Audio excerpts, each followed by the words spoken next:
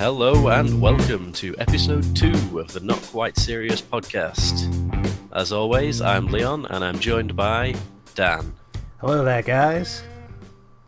How are you, Dan? All right? Yeah, I'm pretty good this week, this fortnight, wherever this is coming out today on the airwaves. Fortnightly, hopefully. So,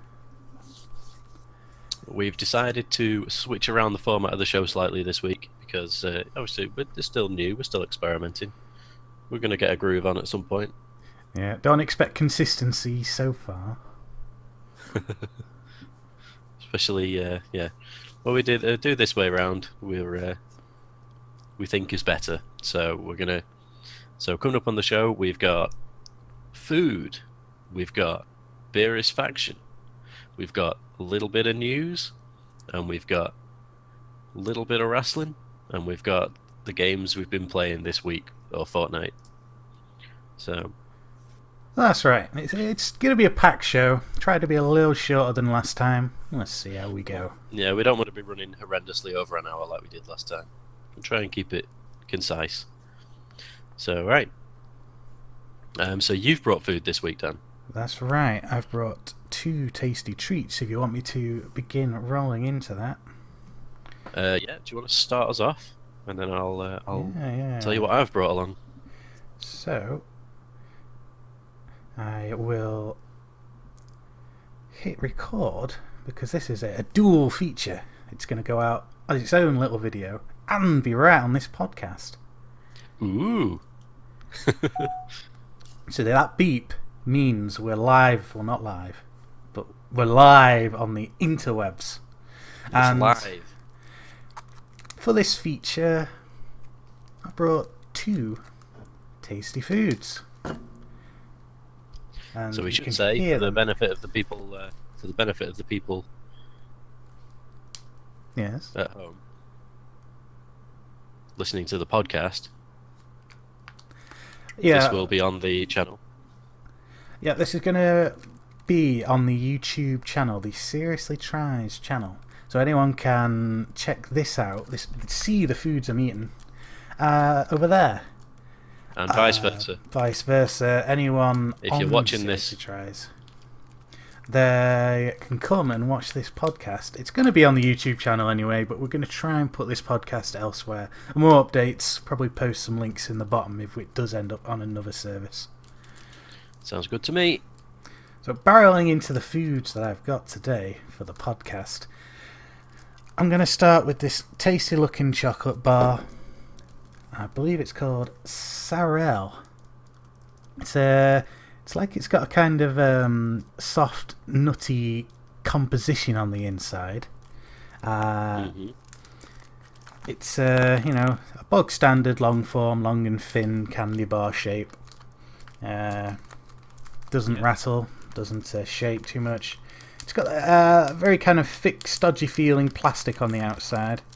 I don't know if that's a sign of cheapness or not. So the stuff that's really hard to open. Well, let me see what it says right on the packet. Sarel, hazelnut and dark chocolate cream filled wafer covered with dark chocolate. Sounds pretty good. Since 1936, these Sarel. On the back, all there is to learn really, the ingredients, which, as you would be surprised, is mostly dark chocolate cream and a few other minor bits and bobs. Vegetable oil. Let me crack this open. It's a nice thick kind of wrapper. Oh, I can hear it cracking. You can see, I don't know, I was just holding this up to the microphone there so you could hear the chocolate bar.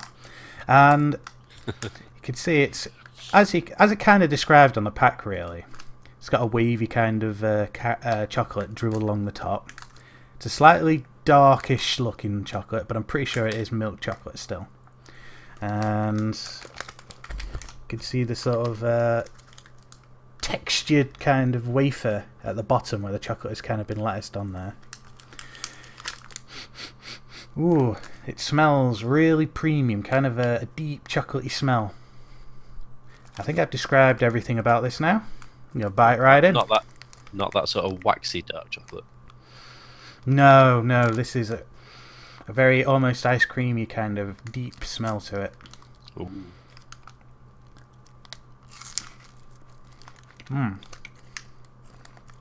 Oh wow. The middle is really soft and gooey hazelnut, kind of what you would get from the middle of a Ferrero Rocher. Ooh. This That does tastes sound good. delicious. It's just really, it tastes as strong as it smells. It's really nice, really sweet. I almost wish we did this podcast in the same room now. And you're not having any. Just gonna set this down over here. And that's very good, that. And give that a thumbs up. Excellent, yeah, it sounds good. Those were some nice yummy noises. I also brought a drink, as I said before. And that is Mad Dog Energy Lemonade. It's got a yellow container with like a weird, kind of looks like a bee sort of honeycomb texture to it on the look of the design. A lemon energy drink contains caffeine and taurine, which is probably a bad thing, but you know. Let's crack this open. There's not much to say about it other than it contains those horrible things. Let's hope it's better than the energy drink I had last podcast. Smells of lemonade, as you would imagine. And I'll chug it up. It tastes like mediocre lemonade. Ugh. Yeah. It's okay, I suppose. You could kind of chug it. But yeah, not too great. Bit disappointing. So, yeah, it's I'll just take another sip. To be sure. Yeah. Nothing special about it. No. Don't go rushing out to get yourself some Mad Dog lemonade. And that's my food. How much was the Mad Dog? Mad Dog is 50p, I believe. So yeah, what you'd expect then. So yeah, so you can check that out as a video on YouTube. Ran out of video space on the phone, so that's all you're gonna get. Well, that'll do. Yeah. You can always edit in an ending in post. So how about yourself? You brought some tasty foods along? Yes, I actually have a sort of a sequel or prequel, depending on which order these go up onto the channel. I recently recorded a video of a mash pot, and I'm not going to spoil what flavour that is in case that video isn't up yet. But right here I have a yeoman mash pot, and it is onion flavour mashed potatoes. That sounds pretty good. An interesting preposition there. It's basically like a tiny pot noodle or cup noodle, but with instant mashed potatoes, and you make it with hot water. So I made it up before we started recording. I think it's just about got to a properly edible temperature now, so I won't be burning my gob off while I try and eat it. Good. But, it's not fluffy like you'd expect mash to be. It's more of a paste. Is it a bit? Is the best way to describe it. A bit snotty looking. It's just I wouldn't say snotty. I'd say a paste. I mean, I've gathered up a forkful, and if I turn it over, it doesn't fall off the fork. Okay, so it's thick. It's thick, like you'd expect mashed potato to be thick, but it smells alright. It smells kind of like an onion soup, almost like a cheap powdery onion soup. Yeah. I'm not sure if that's too bad. appealing. It's not a bad smell. It's just like a bog standard powdery onion soup, like a cup of soup or something. It's not got a very strong smell, considering it's supposed to be onion. Yeah, I would have thought, with all the onion flavoured or onion derivative noodles I've been trying over the last year or so, it's always had a powerful onion whiff. It's kind of the leading smell. Yeah, well, I guess potatoes don't really smell of much, so But they should if they're flavoured with onion. yeah. Well, it's got some other herbs in there as well. Like, I don't know what they are. I'm sure no one Can't, will flicking find over this. the ingredient, flicking through the ingredients, I can't actually see a herb mentioned. Well, you could Must be in there somewhere. take it on good authority that it's got a delicate blend of herbs and spices and/or spices. Probably. Right. So I'll dig in and see what it tastes like. Let's get a big forkful. Okay. Mhm.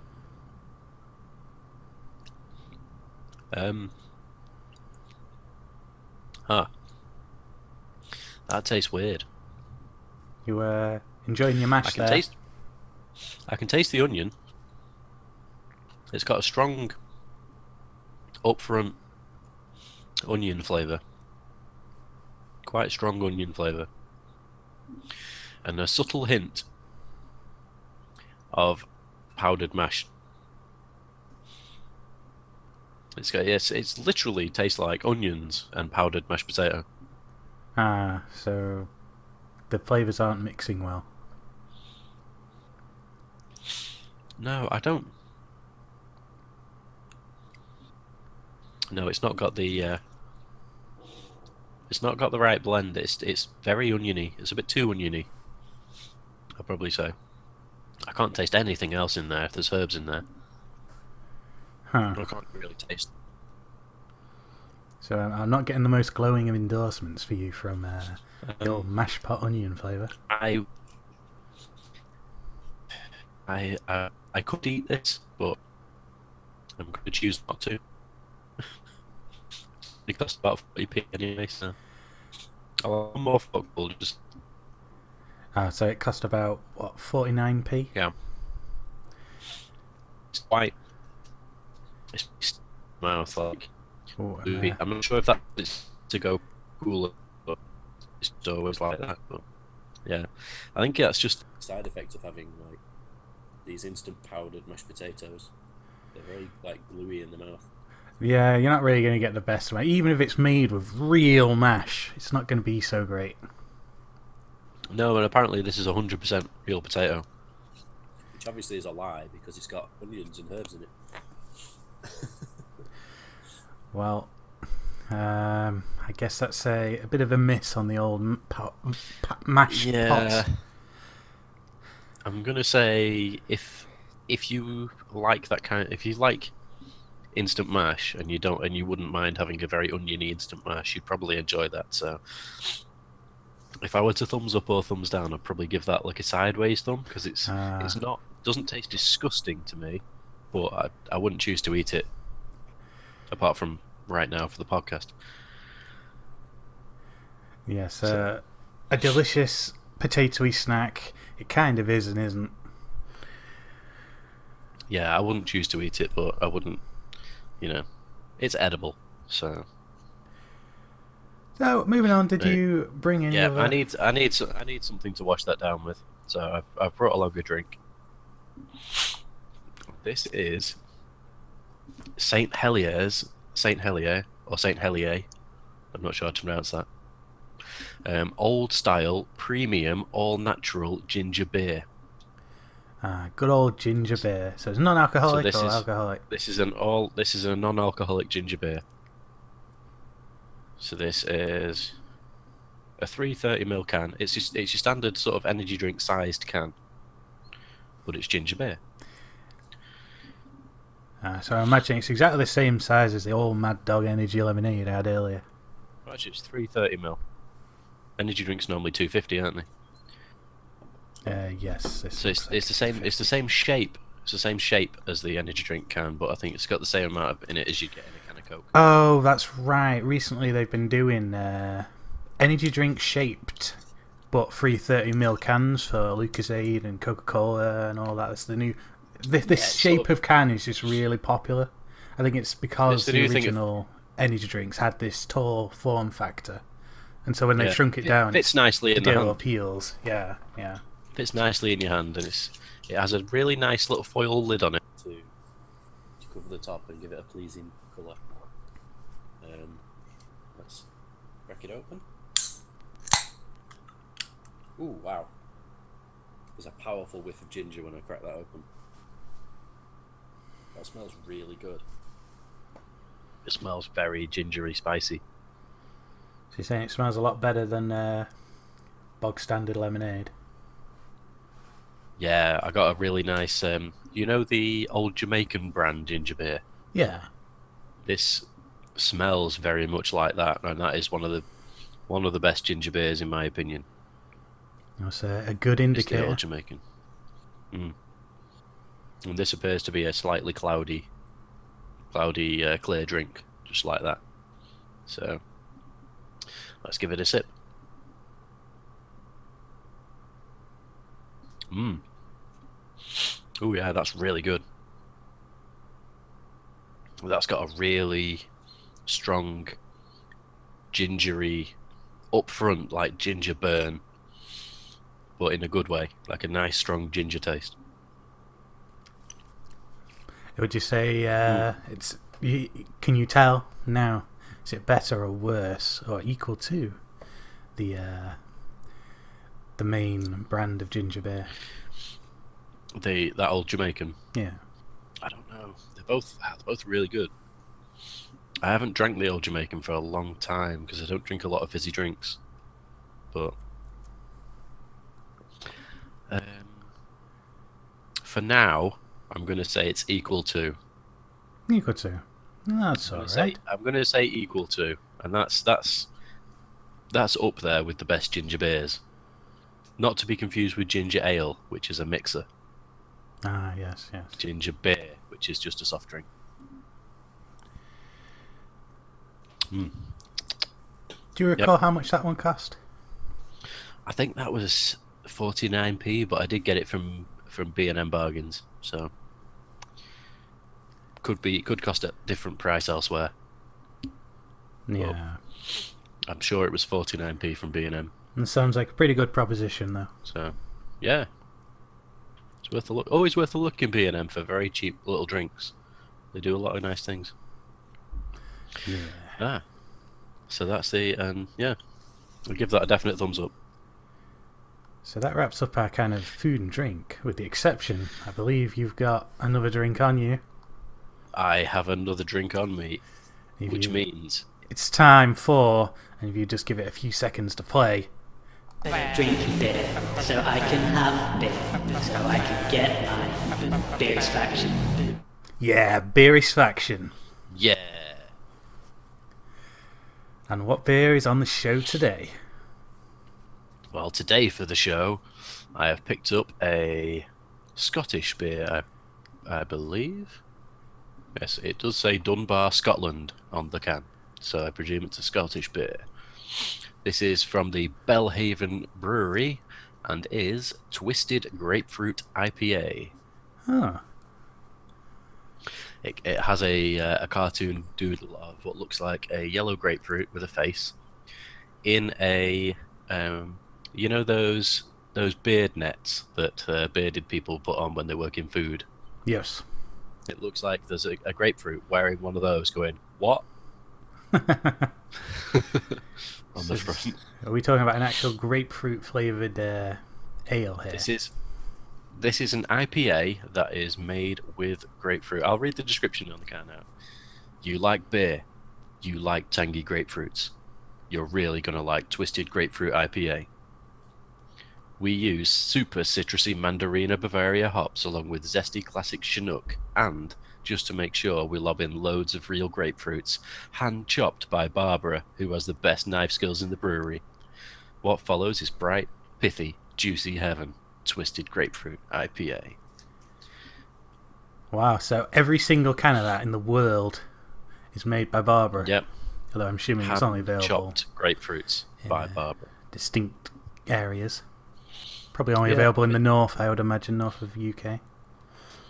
Yeah, sort of. I don't know. I picked this up in Tesco, so it's available in supermarkets. So are you telling me that Barbara might not necessarily be Barbara, but like a whole load of people, or even the machine? Maybe it's just a team of people all named Barbara. They only have Barbaras to do that job. It's codename Barbara. Gotcha. Or maybe they only hire women called Barbara to do that particular job. So part of the job requirement is that your name needs to be Barbara, Ah, yes. and you have to be good with a knife. Yeah. Anyway, I'm supposed to be tasting this beer, not making stupid jokes about it. This again is a 330ml can, but it's more in the Coca-Cola style, the little stubby can. Ah, the old stubby can style, yeah. They're not what you'd expect of a 330ml can. Yeah, So classic. it is 5.3% ABV, which I didn't realise when I bought it. I just grabbed it. So it's sort of... That's not far off what the one I tried last time was it really? Sort of a medium strong. Yeah, for an IPA anyway, yeah. It's not strong, but I'm expecting this to be very bitter. The last grapefruit IPA I had was extremely bitter. Well, let's see.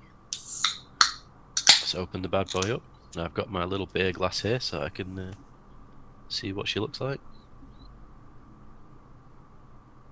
That's smelling really grapefruity already. IPA tends to, though, because it has the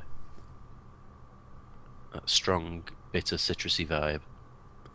It being citrusy, is that kind of inherent of an IPA, or is it just that we happen to keep picking citrus-based IPAs? No, IPAs tend to... It's an India Pale Ale, it's designed to be bitter. Well, it's a very bitter sort of lightish ale. It's usually a light ale. It's usually very bitter, and usually with an IPA, like most often than not, you'll get sort of citrusy, grapefruity tones from the smell and the taste. In my experience. And what colour has this one come out? Just a bright. So this one has come out a sort of iron brew colour, sort of orange, a little bit lighter than iron brew. Sort of a golden colour. I can't remember if that differs to last week's beer or not. I think that was kind of a golden colour as well, but that was an IPA also. So Yeah. So I've poured a good half pint of this into my little half pint glass. It's got a good head. The head seems to be disappearing. The head's holding, but it wants to disappear. Is it leaving any lacing? It's holding, but it wants to disappear.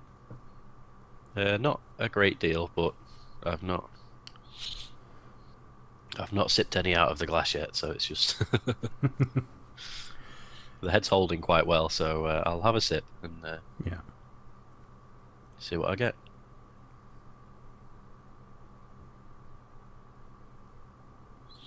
Ooh, yeah. Oh, that's got a punch. Wow. That sounds like it's very bitter. That's got a very bitter punch. But I tell you what, that's got the usual sort of zesty, pithiness of an IPA. But then it has the flavour of like real grapefruit sort of hits you as well. Oh, that sounds pretty interesting. So it's got a really nice fruity taste. So the initial taste is sharp and bitter like an IPA, and then a sort of a grapefruit flavour rounds it off. That sounds really appealing to me. I kind of like the idea of beers that they've somehow managed to flavourize. Yeah, I like the idea of a grapefruit infused IPA. It's very, very, very good. Like, it reminds me of my other favourite style of beer, chocolate stout. Ah, yes, Or coffee stout, or stout which they've put real coffee and cocoa nibs in. Just gives it a really rich, dark flavour. But yeah, that is a very nice beer. I will give that 2 thumbs up. Aha! Out of a maximum of 2 thumbs up, because I only have 2 hands. Oh yeah. That's the 2 whole thumbs from Leon there. Mm-hmm. I can't remember what rating system we used on the last episode of the podcast. I believe I gave it a score out of 10 on the last podcast. Ah yes, how Beerisfied are you?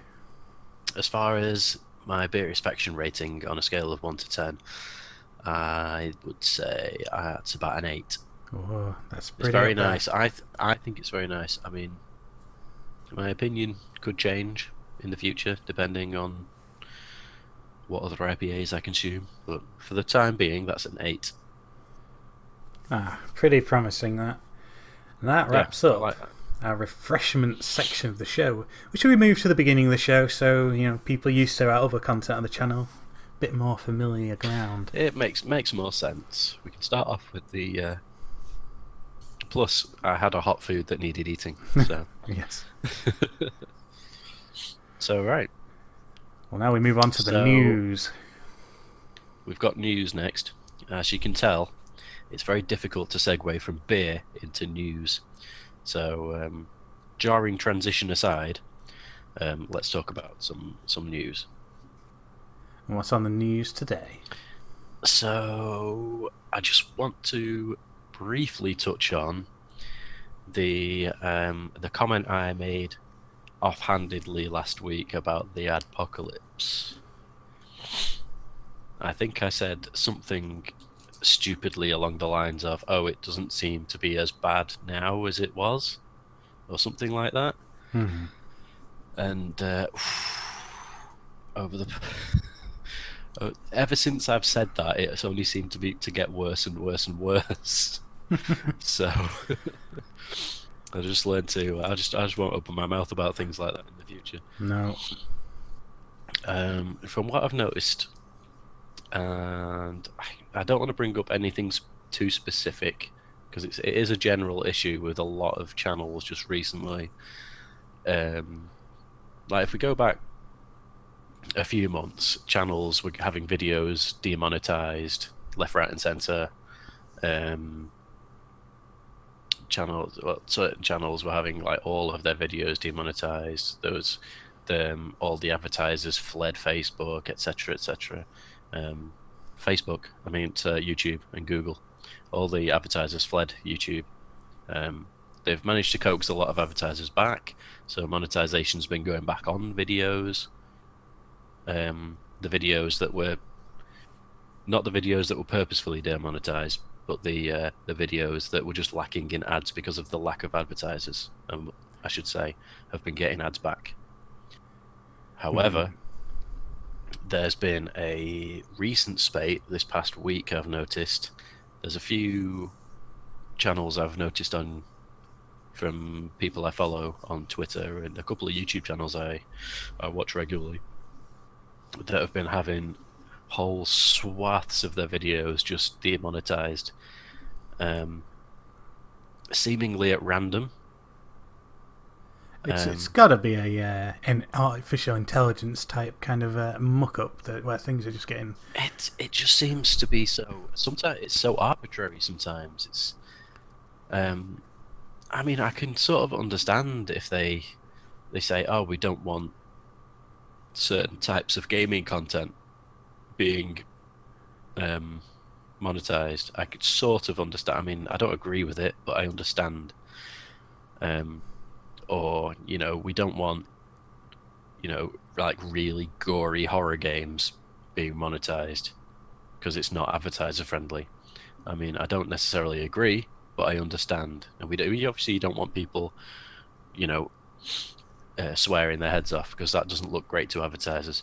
So I have an understanding, even though I think it's a bit bull, really. But they really need to have like beer advertisers or something. Some companies that are quite happy with this more mature content. But they don't seem to care about that. If the most people that are affected by this could be affected, then they don't really offer any kind of option for adults. Or no, and YouTube's doing their usual thing and not talking to anyone about it, just leaving everyone in the dark because that's what they do. That's just YouTube. But yeah, there's a few good videos from some content creators on YouTube that have talked about it. I just want to shout out, even though it's not. This isn't going to get people to go to the video because we don't have a lot of listeners. But I still want to point out for anyone that does listen that hasn't seen it, Sid Alpha made a very good video discussing the topic. I don't think he's personally affected, so he's probably one of the better people to speak rationally about it, in my opinion. Obviously, we're unaffected as well because our channel isn't monetized at the moment. Full stop. We were kind of affected in the sense that because of Adpocalypse, they stopped any channel with less than 10,000 views. We had less than 10,000 views at the time that they changed the rules. However, we never earned enough to actually gain any real money anyway, so it was fine. No. Luckily, we're not in this for the profits. So, otherwise, it would be the worst. Yeah, but yeah, I'd say if you listen to this and you've not seen it, go watch Sid Alpha's video if you want more information because it's quite good. And I think he's got links in the description and stuff like that to various other things. It's worth having a look anyway. He's a great guy. But yeah, I just wanted to touch upon that really because I realised last week I made a massive faux pas saying it seemed to be okay or it was getting better. Yeah. And it just seems to have got horribly worse. I think that kind of segues slightly news-wise into Facebook are apparently starting up their own video streaming service where you can watch advertised content, where they're paying the same rate of 55% of the ad revenue to the people that make the videos. That's apparently what YouTube do as well. So it means that the 1 to 2 billion people that are on Facebook might immediately start, going into this new system, and it might start to divide traffic and create competition, which might change things a bit Adpocalypse-wise. Yeah, a lot of I've noticed there's a few people that are considering or have started jumping ship to Twitch. Yes, WCPW did that, yeah. Especially if these are gaming content creators, there's no reason they can't just jump to Twitch because Twitch will save your VODs, even if they only save them for a couple of weeks. If you're not, if you don't choose to highlight them, you can save your gameplay. You can host like all your live gaming content on there. It doesn't have to be gaming content anymore. They've got they launched a few months ago Twitch Real Life. So like I say with WCPW, they've done their shows on Twitch because apparently it's not a case that they've got the full money back for their show. From what I've been learning recently, last time on the podcast I said that it was possible that wrestling was removed off of the the blocked advertising list, unfriendly content, but that might not be the case, and it might be that they're using Twitch to bring their shows back. Yeah, that seems like it might be right because they've got things like Twitch Real Life, so you can stream pretty much anything now. You can stream yourself drinking a cup of tea, and people will watch that. Yeah. So people used to use Twitch for stuff like crafting content and all sorts, like making little art projects and stuff. That was so it, YouTube, they've got to watch their back. Like that. Only seems natural for people like that to start jumping to Twitch. Yeah. If they're making that kind of content. I mean, some of these people are making professionally produced episodic shows. I mean, not just like random gaming videos or random crafting videos, but actual good proper content for YouTube. And if it gets a bit sweary, is it going to be demonetized? It just seems really stupid. So yeah, there's competition out there now, and I think in the next year or so, YouTube are going to have to react to this and create community outreach so that the people have someone to talk to. Yeah, so teams to fix this stuff. You're sort of resting on the laurels because the competition isn't very big, but it only takes a couple of massive YouTubers. Say Markiplier gets fed up with YouTube. I can't see that happening, but say he gets fed up with YouTube and jumps to another streaming service. legions of his fans will follow him. I think the scary bit for YouTube is when they see their channels opening up a Twitch branch or a new Facebook branch, and that will kind of run alongside the YouTube one for a while, and then eventually they'll get fed up of the YouTube management and just cut it off. Yeah. And there goes all those people. Well, we'll keep an eye on it. Yeah. And we're not news reporters, but hard hitting news. We'll touch on the issues as and when they come up. Yeah. I mean, we might start to we might incorporate a lot more news into the podcast as the weeks go on. We'll see. Yeah. If there's stuff we can bring up. So I guess that wraps up the news. I would like to say, following on from last week, I was going on about the graphics card shortage, and yes.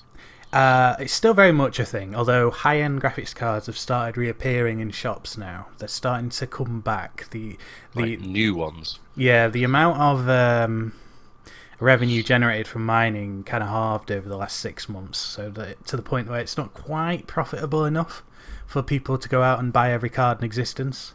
So it's starting to end, but it's still pretty bad. A lot of cards are still hard to get, but I think you could expect you could get your card in like 1 or 2 weeks on back order now, rather than it being gone. You might even be lucky to grab one straight from the shop, but it depends on what model you get. AMD's for that. I think the AMD, the ATI cards, they're still quite hard to get apparently. They were the popular ones, weren't they? So yeah. Yeah. That's just a little bit about the graphics cards. PC I was getting, I've got that now. It arrived just the other day. Tell us all about your new PC. Well, it's hardly news, but I guess it's news to me. A great new PC, 1080 Ti NVIDIA GTX card.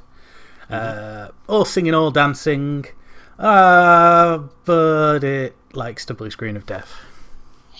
Of course. Huge disappointment that. I've kind of got it working somewhat stably, but it still likes to die whenever I throw something meaty at it. It's just disappointing. What an absolute nightmare. I mean, you've only had the PC for what, like 2 days? 3 days? I've had it for 2 days. A day and a half. Yeah, so it started showing issues, blue screen of deaths, immediately within 10 minutes of switching it on. Good grief. It cost a fair few whack of bob, that and all. Yeah, you don't want to be buying No. a couple of £1,000 worth of PC and then have it B-sod every 5 minutes.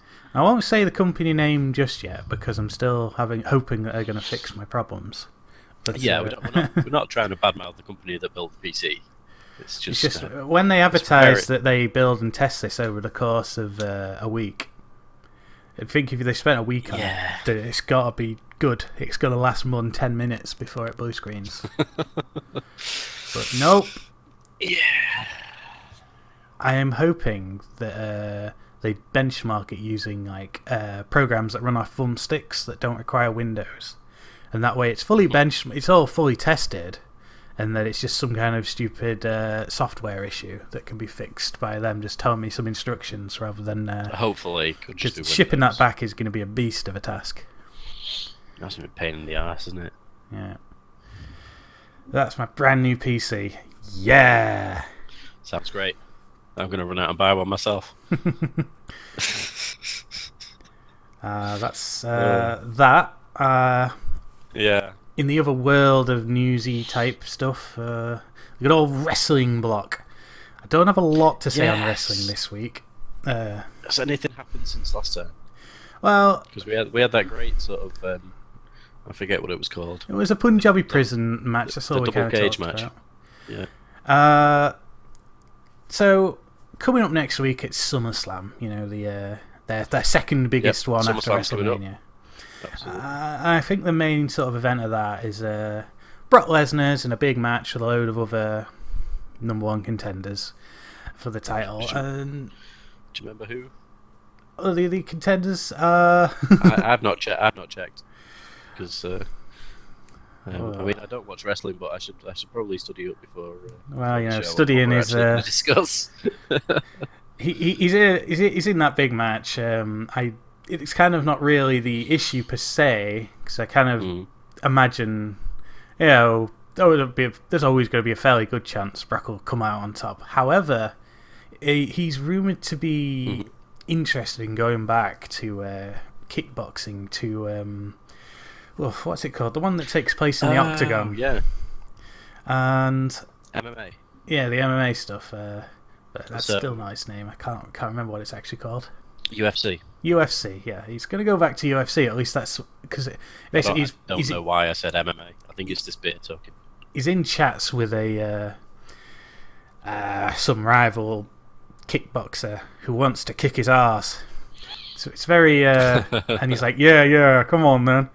It's kind of building up to the That's feeling exactly what Brock Lesnar sounds like. that he wants to go back to real competition, which means there's a good chance fighting. He's going to lose this belt so that he can transition out of the company, because his contract ends at or before WrestleMania in April. That's very true.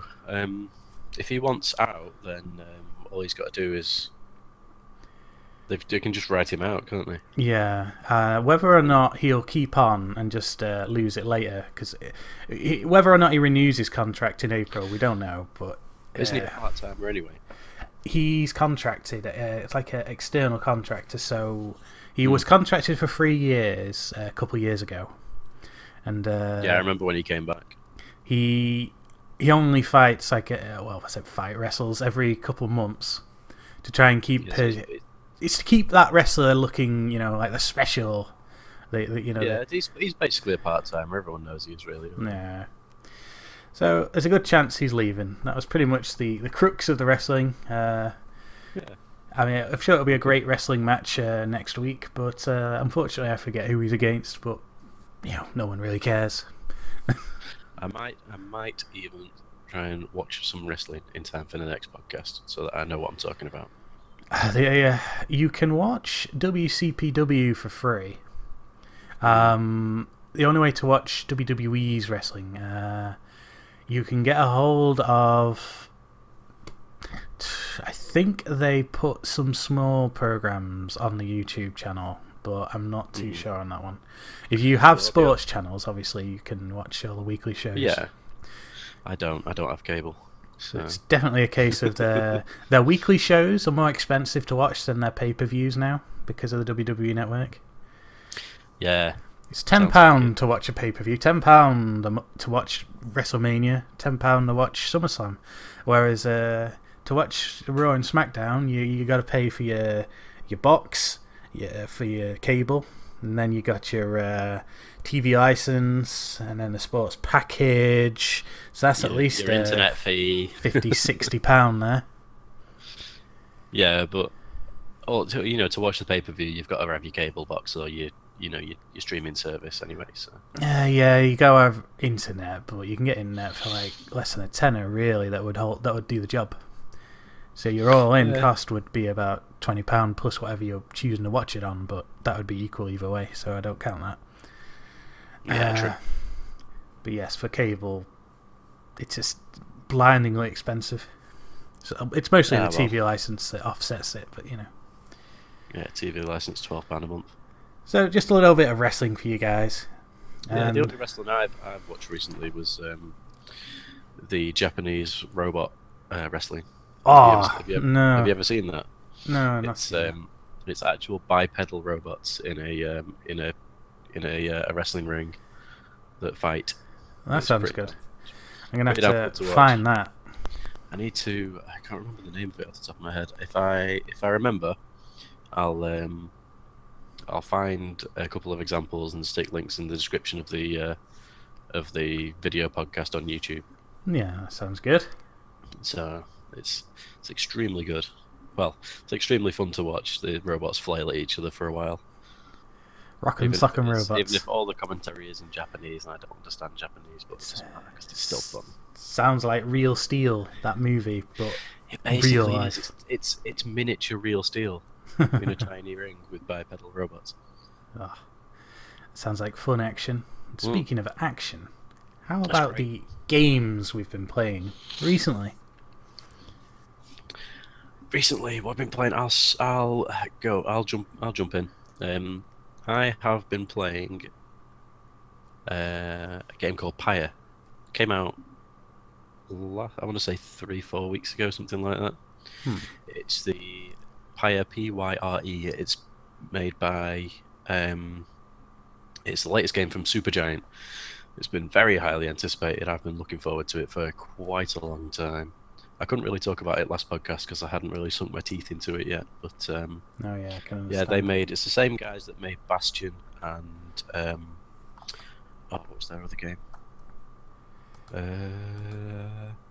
I believe it was. I can't remember. The name's left me. No, our memories have failed us this week. Oh no! I should know this as well. It's one of my favourite indie games. Anyway, it's the guys that made Bastion. Transistor, that's what it's called. Transistor. I'm not stupid. Yeah, so this is Pyre. They're, as far as I'm aware, their third game. And what it basically is, Yes. it's a weird one to describe, but it basically it's split into two different game styles. There's Just interrupt you for a second. I'm getting a lot of interference on the line. So sorry, you guys at home, if you're trying to hear on there. It kind of sounds like someone's trying to make a phone call to us. Right, it's cleared up now. You can carry on. Okay. Yeah. Right, what was it up to? Okay, yeah. So describing Pyre. So basically, there's two play styles in Pyre. It has like an adventure game or like visual novel style mode where you interact with the characters and examine the environments and look around and do stuff like that. And then it has a battle mode, which is kind of RPG crossed with, I want to say, basketball. Basketball? It's very hard. Well, basically, it's the 3-on-3 matches. Your opponents start on the right side of the field, guarding their Pyre, and you start on the left, guarding your Pyre. There are various obstacles in the middle. Basically, you are basically, I forget what it's called, but it's basically the ball gets dropped into the middle of the arena, and you can control one person at a time. Are these people tall and muscular and sponsored? No. That's it's in fact the group of characters that you interact with in that game is absolutely fascinating. They seem to have a very, by the time, because you play as you in the game. Yeah. And by the time you meet these characters, they already have a history between themselves. They basically find you, and you join them. So they have a whole storied history between each other. They're an established group when you meet them. So there's some interesting characterization going on. It's pretty cool. So the game is a visual novel mixed with a battle system, basically. Sort of, yeah. But basically, yeah, it's 3-on-3. You can control one person at a time and switch between them with like a tagging system. So the idea is to pick up the ball and carry it into the opponent's Pyre. You can blows it up or steals it. That will lower the HP of the Pyre. The Pyre starts at 100%, and each character, like smaller characters, will bring the percentage down a small amount, whereas the larger characters will bring it down a large amount. So they're not hitting each other then; they're just attacking the Pyre. No, that's where the RPG elements come in, because all of your party members get skills, and these skills can be various different things. Like one of the starting party members can run very fast, but he has quite a lot of stamina, so he can run quite a lot. So it's very easy to get him to the opponent's Pyre and tag it. But then one of the characters is very slow, but you have like an aura around each character, and you can throw your aura, and if it hits an opponent, it takes the opponent off the field for a set cooldown period before they respawn. So you can use that to your advantage. So this is turn-based with timers, or...? It's not turn-based, it's all real-time, but you can only control one person at a time with hot switching. Do your other characters it's not even hot switching. Do what they do whilst you're kind of wander they just around? stand still. But the opponent seems to be under that restriction as well. They can only move one character at a time. So if you group all your characters together, their auras sort of overlap and become slightly larger. So the opponent can't touch your character's auras and you can't touch theirs because you get taken off the map and then have to respawn. And the opponent that the character that scores is removed from the next round of play, which makes it very tactical. And you can there's different skills as well. One of the I can't remember. I think for a good example, one of the characters can jump, which means he can jump over the auras of the other characters because they only touch the floor. So if an aura is flung at him, he can jump. I gotta say, this sounds horrendously complicated. It's not once you're playing it, it's not as complicated as it sounds. Basically, all you have to watch out for is don't touch the opponent's aura, hit the opponent with your aura, get the ball into the pyre. Is the whole goal, and then is the aura like a Super Saiyan aura where they're beaved in it, or is it like a separate thing that they have plotted around the screen? If you imagine, like a hurdle. No, if you imagine a early like PS1 platformer with the drop shadow under the character. Yeah. It's like an enlarged version of that. It's like a grey circle under the character. Oh, okay. So you can fling the aura from yourself at the opponents, and it takes a set amount to come back, a set amount of time to return to your character. So you can hit them with your aura, get them out of the way, and quickly get to the pyre and dump the ball.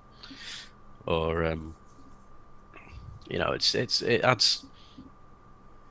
all subtext. I don't think I'm describing it as well as I probably could. But basically, it's it sounds like a rich story-based game with a tactical. The story is where system. it's at. The story is where the meat of the game takes place, with the characters and the character development, and it's the characters are. Do you make any choices? You make quite a lot of choices. You can choose between branching paths. One path you might be able to gather a lot of little things that you can then sell at the shop, or the other path you might meet a character and have an interaction instead.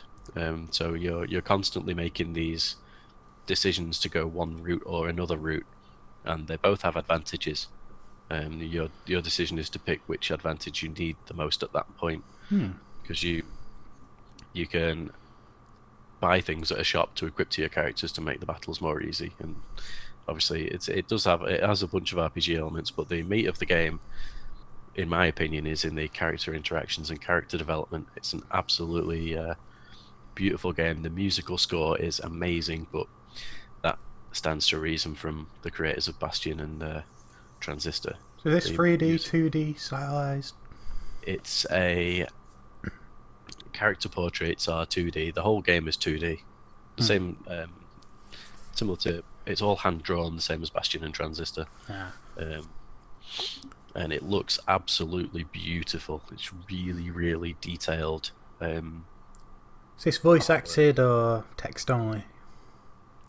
It's text. The language in the game isn't English. You only hear like snippets when characters talk. It reminds me a little bit of like the old Banjo-Kazooie games. Ah, yes. So... But instead of being gibberish nonsense, it's just like a brief, like, sort of similar to you get in Zelda games where a character will go "ah," and then you'll see the text lines. Ah, right. But nowhere near as sort of, none of it's grating. It's all really nicely sort of. It's very very good. The voices aren't grating. They're very therapeutic, actually. Very calm. Would you say you've played enough to give an overall score or opinion on the game yet? I don't think I could give this game a score till I've beaten it. I don't think I'd want to score it. It's a very beautiful game. It's worth anyone's time. Huh. Honestly, obviously if you're not into, because the story itself is. It's very relaxed. It plays at a relaxed pace, but the battles can get quite frantic. And I never feel. I don't feel like I'm really good at the battle system, but I mean, I win every time. So Whoa. far. I've won every time so far, so it's not terribly difficult. But sometimes you just scrape through by the skin of your teeth, so I don't feel like I can give a very good No, that makes sense. overview of the battle system. Well, we'll quickly hurry on then. We're running a little short on time. Yeah, I'd definitely say it's well worth a look. Definitely, if any of what I've said sounds appealing, Yeah. even a small amount of it, it's worth your time. Definitely.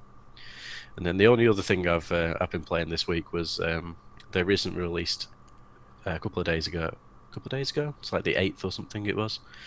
The Mega Man Legends 2 collection, which includes Mega Man 7 through 10.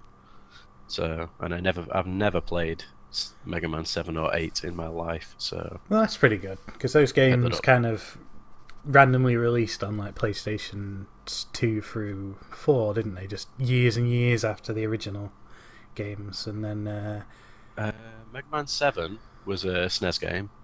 Mega Man 8 was a PS1 game, and then Mega Man 9 and 10 came out on the Wii and PS3 and Xbox 360. So they weren't what I said, but they were genuinely all over the place and hard to follow. Yeah, they were spread quite far apart. But yeah, all really good games. The only notable exception is there's the Mega Man and Bass game isn't in the collection, which would have been a nice addition, but as it is, it's 4 pretty decent Mega Man games. So all these are based on the same original Mega Man formula, where you finish a collection of levels and then do an end game set of levels. It's your 8 Robot Masters and then the Wily's Castle. 8 Robot Masters, you collect all your Robot Master weapons, and then you go and face Wily's Castle, do a boss rush, fight Wily, win game. But it's a nice collection. I imagine they've not changed anything about the games other than put them together. No, the games seem pretty faithful to their originals. Like I say, I've not played 7 and 8, but they seem to play great. I've been playing Mega Man 7 and really enjoying it, even though apparently it's the black sheep of the series. That means you can only go up from there then. Exactly. Yeah, I'm enjoying it. Seems good. Good. So I'll give that collection a thumbs up if you've never played any of the games in it before, because it is only $11.99. So yeah, that's not too bad at all. Yeah, can't argue with that. So have you been playing anything this week? Well, the only thing I've really been playing, other than the games I played last week, they're kind of very long games, so they kind of run on, is Payday 2. I've been playing it on on my other YouTube show, Game Geki. It's a game, a team-based game, where it's first-person shooter, and the idea is to rob a bank, or steal loot, or kill a certain amount of enemies. There's lots of different scenarios like that. The idea is you finish these scenarios and increase your money to buy new weapons. It's a kind of tried and tested formula in a way, because there's been lots of these. It's not quite MOBA because you don't fight other people in this game. You're fighting the AI, and the AI it's purely co-op, isn't it? Hordes of police just coming at you. You as you're fighting, shooting, you end up piling up bodies. There could be like hundreds of corpses splattered around the map. You can get quite corpse ridden, which you would see if you watch Game Geki.